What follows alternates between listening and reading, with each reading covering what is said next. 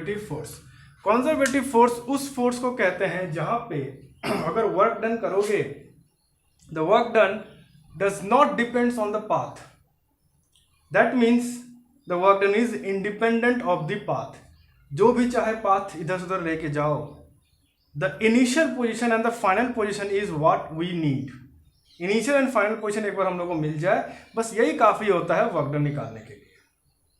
Whereas in the non-conservative forces, the non-conservative forces में work done depends on the path। अगर example दें, conservative forces का example है gravitational force.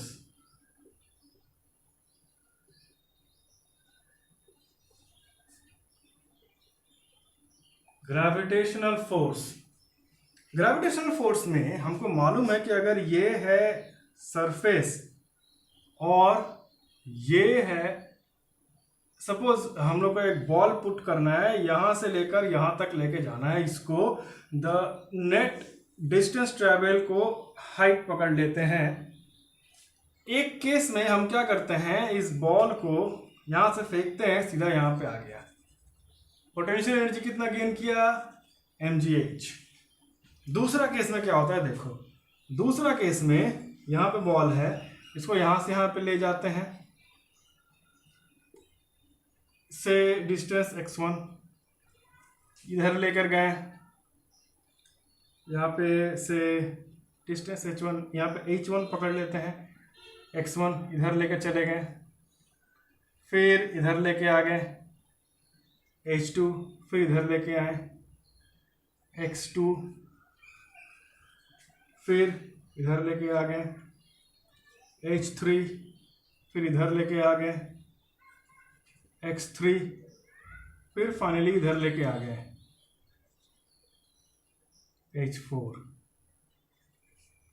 अगर हम लोग यहाँ पे potential energy due to gravitational force, ये ग्रेविटेशनल पोटेंशियल एनर्जी निकालने की कोशिश करें, तो जाहिर सी बात है हमारे पास फॉर्मूला क्या होता है, mgh, m for mass, g for acceleration due to gravitation g, और h का मतलब होता है हाइट। हाइट में हम लोग ऐसे ऐसे ऐसे टेढ़ा करके नहीं मापते, हाइट सीधा यहाँ से लेते और इतना दूर तक माप देते हैं। That means the potential energy in this case and potential energy in this case are दोनों same. It does not depends upon the path. यहाँ से यहाँ ले गए, यहाँ ले गए, यहाँ ले गए, यहाँ ले गए, उसमें तुम्हारा एनर्जी कुछ ज़्यादा खर्चा नहीं हुआ। यानी इस पेन को हम यहाँ से उठाते हैं और यहाँ पे ले आते हैं, जितना एनर्जी खर्चा हुआ उतनी एनर्जी मेरा खर्चा हो जाएगा। इसको इधर ले गए, इधर ले गए, यहाँ ले गए, यहाँ ले गए, लेके घुमा के यहाँ पे ले गए। The net energy is same. Potential energy याद रखना, बाकी सारे एनर्जीज को नहीं गिन रहे हम लोग यहाँ पे, only and only potential energy. बाकी सारी एनर्जी को अगर जोड़ दे यहाँ पे तो ऑफकोर्स यहाँ पे एनर्जी ज़्यादा स्पेंड हो रहा है, but only gravitational potential energy पे हम लोग फिक्स कर रहे हैं। So the gravitational potential energy in this case is conservative in nature. Again, we can also relate this with the spring force. Spring के केस में भी अगर हम लोग देखें तो हम लोग को दिख रहा है कि अगर एक स्प्रिंग है, मान लो ये स्प्रिंग है, स्प्रिंग में इसको, इस बॉक्स को यहां से यहां लेकर जाना है। अब अगर इसको ले जाते हो तो इसको ऊपर उठा दिए, इधर टान दिए, इधर कर दिए, इधर करके ऐसे करके ले जाए, या सीधा यहां से यहां तक ले जाए। हमारा पोटेंशियल एनर्जी का फॉर्मूला है स्प्रिंग में हाफ kx²।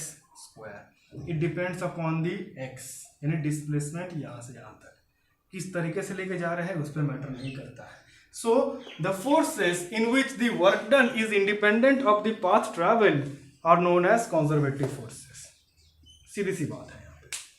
एग्जाम्पल के तौर पे gravitational force and spring force. The second type that is the non conservative forces. Non conservative forces का डेफिनेशन या मतलब तो समझ ही गए होंगे तुम लोग, इसी का उल्टा होता है नॉन कंजर्वेटिव फोर्स।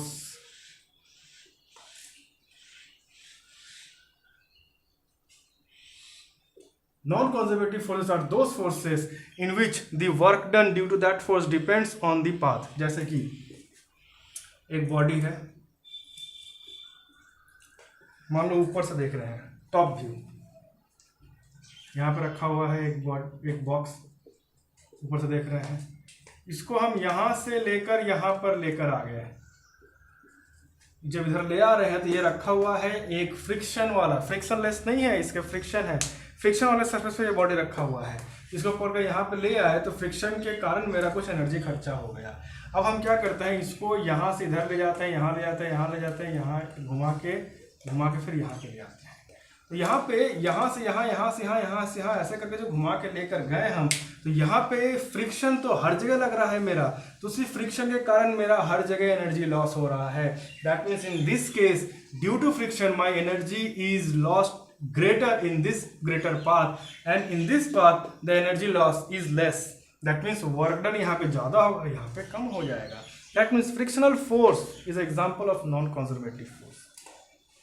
तो एक चीज़ याद रखना, conservative force does not depends on the path, it depends only on initial and final position.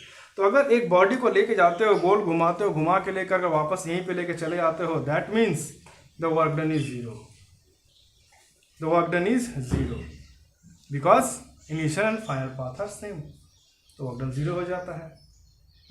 But in the case of a non-conservative force, अगर तुम लोग वहाँ से घुमा के ले जाके वापस वहाँ पे ले आते हो, still there is a path covered, the work done is not zero.